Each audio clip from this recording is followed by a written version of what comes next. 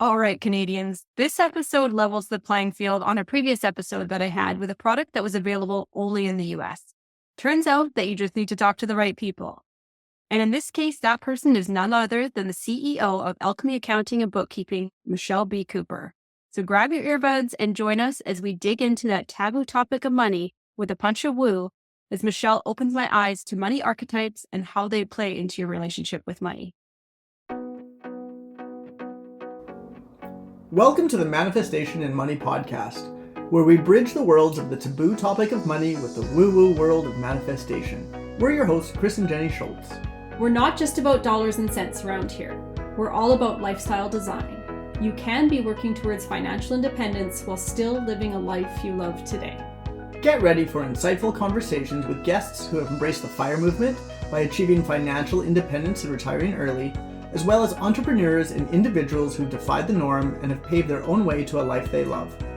Together, we'll explore the powerful connection between mindset, financial freedom, and living a purposeful life. And of course, we'll be sharing our own journey to how we carved our path to a seven-figure net worth before hitting the big 4-0. Are you ready to ignite your financial future? Then let's dive right in. Welcome to the Manifestation and Money podcast, where your journey to financial independence and the life you love begins now.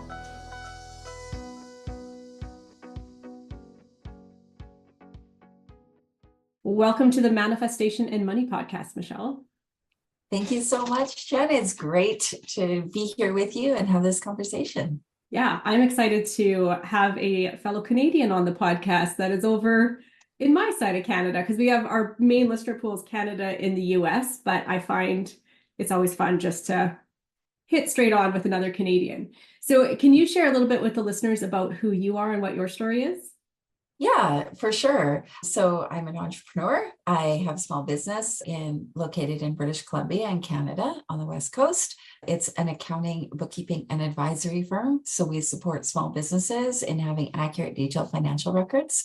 And that includes services as the foundation is basic bookkeeping, all the way up to fully outsourced accounting departments, fractional controller, fractional CFO kind of advisory support.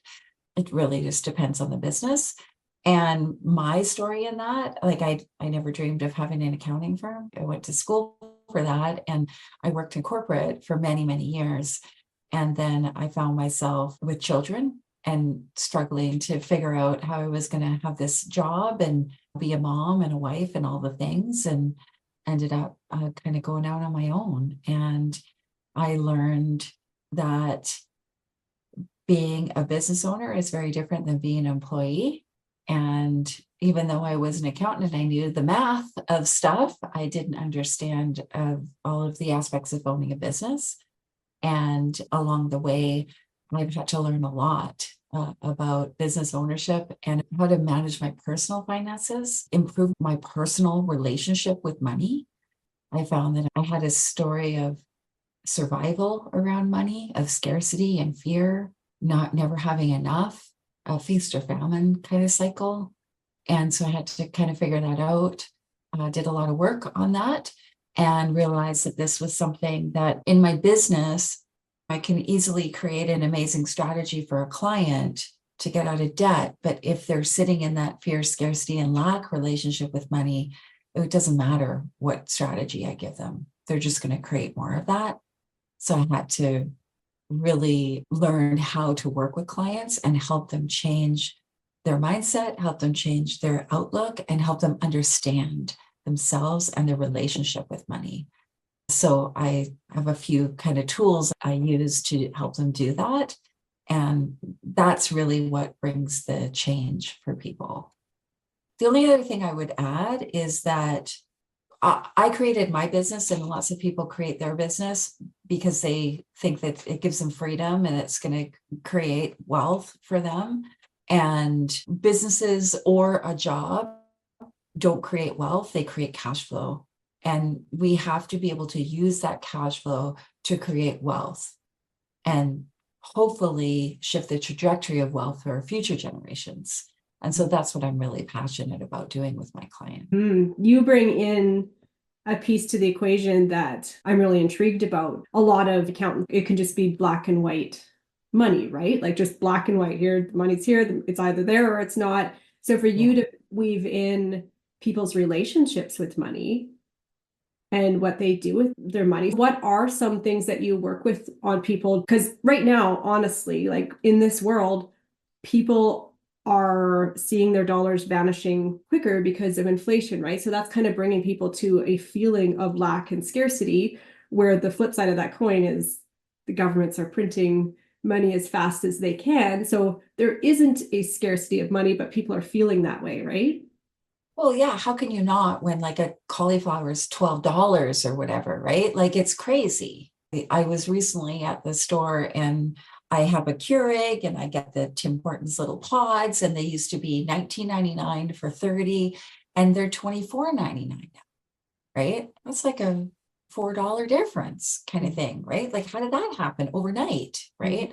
So I get it with inflation and everything that's going on in the world. It does seem like things are costing more. And for some people, it might seem like, well, I just need to go out and make more money. But more money isn't the answer. It can help, but more money can create more problems as well. The tools that I use is understanding what you believe and why you believe that, right? So I'll use myself as an example.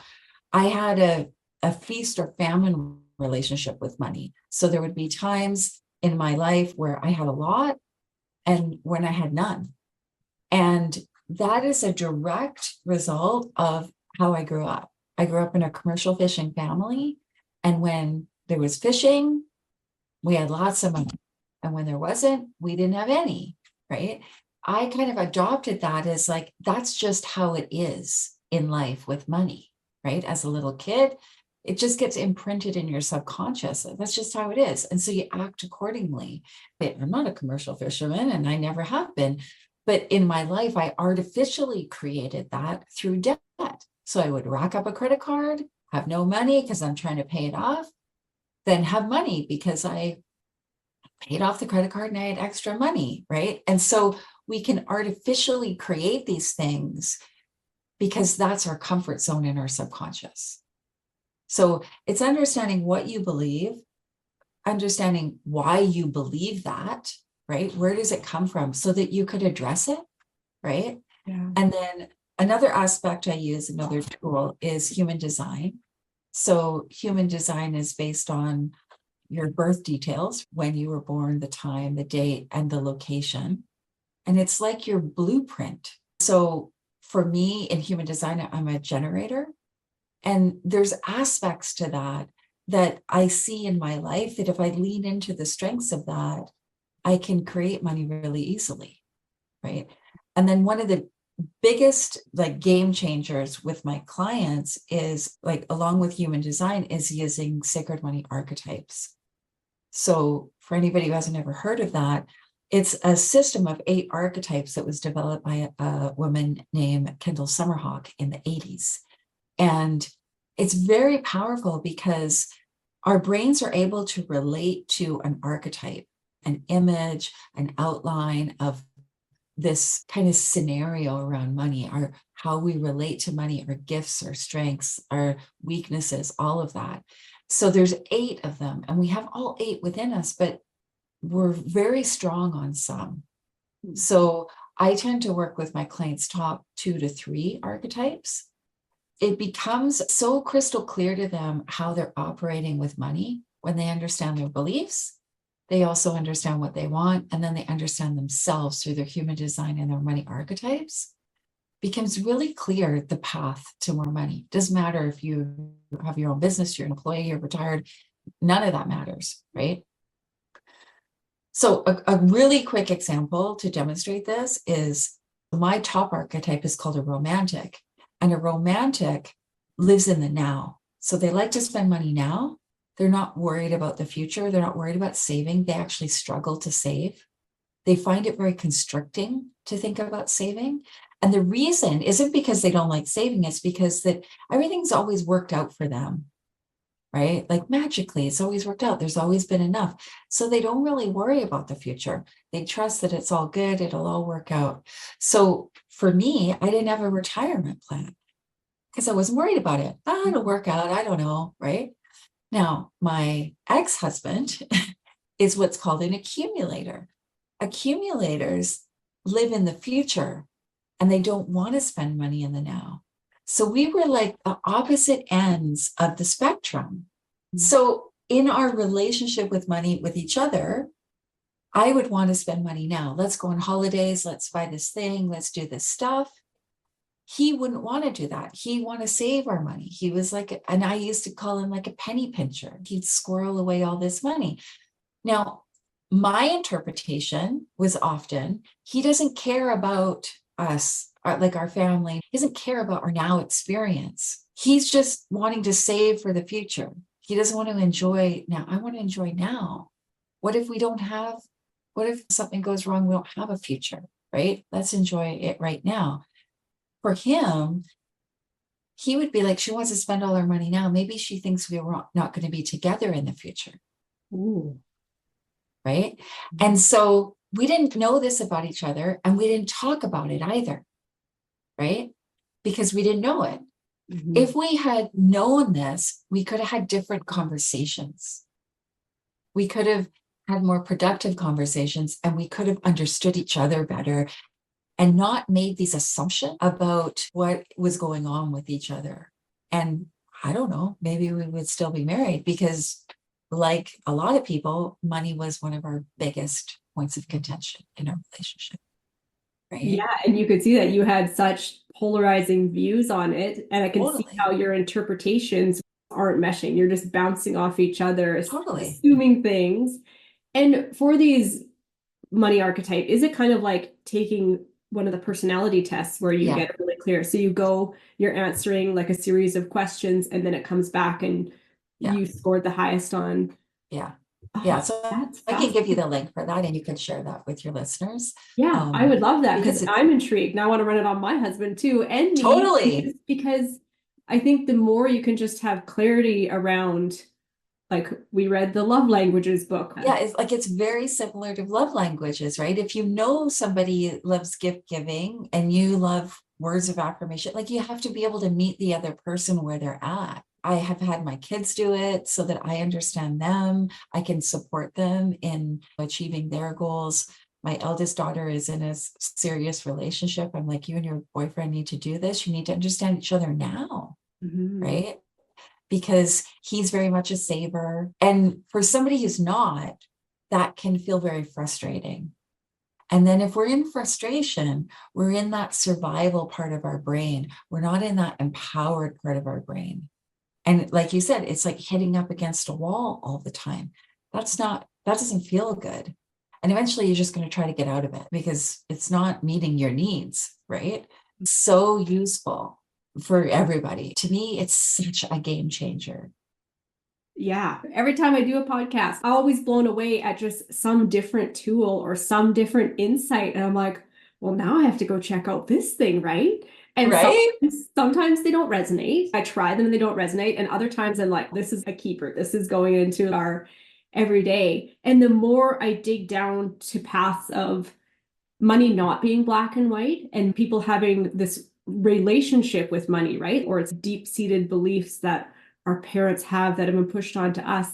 Money sounds like such an easy, tangible currency, but there is so much more that surrounds it that is affecting how we're dealing with it. And it's eye-opening the more conversations I have. So I'm curious, you said people in business, so whether people are grinding out at a job or whether they're entrepreneurs doing their own thing, you said at the end of the day, it comes down to the cash flow and what people do with their money. And what do you feel are some proactive ways that people can be handling their money? Well, especially in today's world, right? Any money sitting in your bank account is basically losing money at this point, right? We're not getting interest at a rate that keeps up with inflation. I'm not an advocate for saving in the traditional way. I think it is good to have a rainy day fund or an emergency fund that's semi-liquid, right? If you get an offer for a high yield savings account or something with a really good interest rate, it's great to put your kind of rainy day fund in that, as long as it's semi-liquid, like you could pull it out if you needed to without with minimal penalty or no penalty, preferably. So in Canada, that would be something like a TFSA. Usually, I wouldn't overfund anything like that. Now, I will say I'm not a financial advisor, right? So I own an accounting firm and I look at numbers not from a financial advisor perspective, but I'll share with you my personal opinion, right? A really useful tool for anyone, if they got a job, a business, doesn't matter. A really useful tool is called an overfunded whole life policy.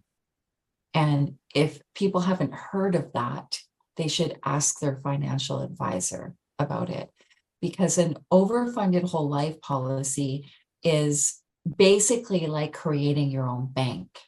And the sooner you start it, the better. So I created one for each of my kids because they were underage. I had to be the owner of it, but it's basically a life insurance policy on them. And I'm overfunding it. So I'm putting more than the premium in there. And then you can borrow against it in the future. You can also borrow against the value of the insurance policy. So this is a And Canadian tool you're talking about. It is, yeah. Fascinating, because I had a guest on a while ago that was talking about something similar in the United States. And I was like, ooh, he didn't know if we had something like this up here that exists. It is not widely known. Okay. So if you need a financial advisor, that I have a few in my pocket that know of this. It is not standard practice. It's fully regulated by CRA. It's not something that's been used a lot by like the general population in Canada. It's something that's been used quite frequently in the United States. They've had this going on for a gazillion years, right? The advantage is that the overfunding that you're putting into the policy is invested and it's creating a dividend. So not only are you overfunding it and you've got a cash value sitting there, it's an accumulating cash value because you're getting dividends on that, right? I think in the first year of my policy, I had about a cash value that I could take out of about $14,000. That's a lot in 1 year, right? Now, the longer you have the policy, the more you can borrow. And it opens up your lending capacity on the actual policy amount. So my policy is $1 million. And every year that goes by, it opens up a little more of that $1 million. Because at the end of the day, when I die, they're just going to keep whatever if I borrowed from it, they would just keep that and pay out the difference, right? It's a great tool. You have to get a financial advisor who knows about it. And like I said, if somebody needs a connection on that because their financial advisor doesn't, then I'm happy to provide. I've got a few people and I can give those to you for sure. But the biggest advantage in that is you're basically creating your own bank. Right? So for my kids, the reason I did one for my kids is that by the time they get to be 25, between 25 and 30, they will probably have enough in there to borrow at least a partial down payment for a home. Wow. Right? If you did it if I had done this when they were really young, because you can do it from the moment they're born, basically, right? They would probably be able to borrow enough to have their own mortgage, like fund their own mortgage. That's wouldn't even need a bank, right? Yeah. So let me just get clear on this. So you're overfunding the policy, which the policy is also an investment, so it's making dividends on it. But then that policy is continuing to grow and making the dividends, and you can borrow against it as if it was a piece of property or something because it has the cash value to it. Yeah. Okay. Yeah. So you can borrow the cash value, absolutely. But the more every year you open up a little bit of the payout amount, right? So in my case, the payout amount was $1 million. Every year I can borrow against that $1 million, a little bit more every year. So if I had the policy by now for 20 years or 30 years, I would probably be able to borrow up to probably the $1 million at this point, plus the overfunded cash value, right? So in that scenario, you could probably buy yourself a house somewhere, maybe not in Vancouver, but probably in my hometown. Right? Totally, right? And then you don't need a bank for a mortgage. Interesting. Right? The term they use in the industry is bank on yourself. So it's a bank on yourself policy. Neato. I'm excited that there is an option in Canada because Yeah. I was intrigued by the US version of it. And I was like, oh, bummer. Because a lot of times across the line, even though we're connected, they have a little bit different policy and procedures that we don't necessarily get to take advantage of on this side. Yeah, totally. And then the other thing to consider, and people need independent advice on this, but is considering putting things into a trust, right? Again, trusts are more used in the United States than they are in Canada, but they're becoming more frequent. Having your property in a trust, having your all of your assets, even your life insurance policy in the trust protects it from capital gains tax. It protects it from inheritance, if a province has inheritance tax and stuff. So there's, Interesting. yeah, So there's a let's lot dig of on that advantage. for just a minute because again, my mind is just, my context just keeps expanding here. So you can put your assets essentially into a trust and that protects it. Like when I think of trust, I think of, well, like trust fund babies, and some super wealthy person has put together a trust. In my head, I don't know why I'm assuming it's like somebody's multi-million-dollar bank account. So you're saying it can actually be Can be assets property, that are like any under asset. an umbrella. Interesting. Yeah. Huh. Yeah. And that can shelter you from a lot of tax, Mhm. right? It can pass property between family members without paying any property transfer tax, for example, right? It can save you some money, but one of the biggest advantages is that it can make things a lot easier, right? It's a bigger conversation probably, but like this is about creating like wealth for your family, like generational wealth, right? Yeah. And that's how really rich families have done this, right? That's how like Jim Pattison has done this. And it's available to all of us. Like we don't have to be the gazillionaire. Like the guy who works at TELUS could do this kind of thing, but we're not educated on this. And Mhm. it all comes back to our relationship with money, right? Being empowered, asking questions, getting the right advice, getting the right people on your team. I always tell people you need a really good accountant, an amazing strategic financial advisor, and a good lawyer. And if you have those three people, you can completely shift the trajectory of wealth for your future generations. But you have to build a team, and that team has to be collaborative, right? So the accountant and the lawyer and the financial advisor, they have to work with you as a team to achieve your goals, not their goals. A lot of times I have friends or clients and they're working with a financial advisor, and the financial advisor is just selling them the product that gets them the highest commission. That's the financial advisor's goals. It's like going to the bank and asking them, what should you do with your money? Of course, they're going to tell you to put it in the bank, right? They want to use it. Yeah. Yeah. Right. So I always say, go to an independent financial advisor, and you want somebody who has a fiduciary responsibility. So it's not about what's paying them the commission. It's about achieving your goal. So that helps a lot. The bigger picture. I feel like you've opened up so many rabbit holes that I'm going to be chatting with Google when we get off our call here. Just Right. like, okay, I need to check into this, and this. I want to give you a chance here to let the listeners know where they can reach out to connect with you and get more of your wisdom and hear about your podcast and all that fun stuff. Yeah, they can follow me at michellebcooper.com. All the social media is Michelle B. Cooper. My business is Alchemy Accounting and Bookkeeping, which is alchemyaccounting.ca. Yeah, I talk about money all the time. And it always comes down to our relationship, right? Being in that empowered seat, asking powerful questions, and building the right people around you. Mm-hmm. Yeah. And I'll give you the link for the money archetypes as well, because that will be really useful for your life. I will link all of this stuff in the show notes for people just so they have easy access to you and all of your wisdom. Thank you so much. What a good conversation. Yeah. Thank you for joining me on the show today, Michelle. Thank you. Thank you for having me.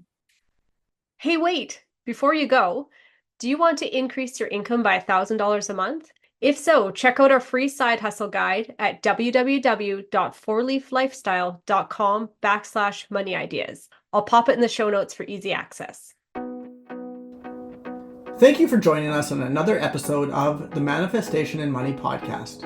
If you enjoyed today's conversation and want to continue your journey to financial empowerment and creating a life you love, be sure to subscribe, rate, and leave a review.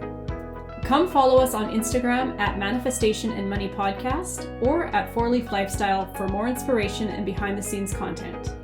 Remember, your life is yours to live. Your financial freedom journey is as unique as you are. So hop in the driver's seat. It's time to create the life of your dreams.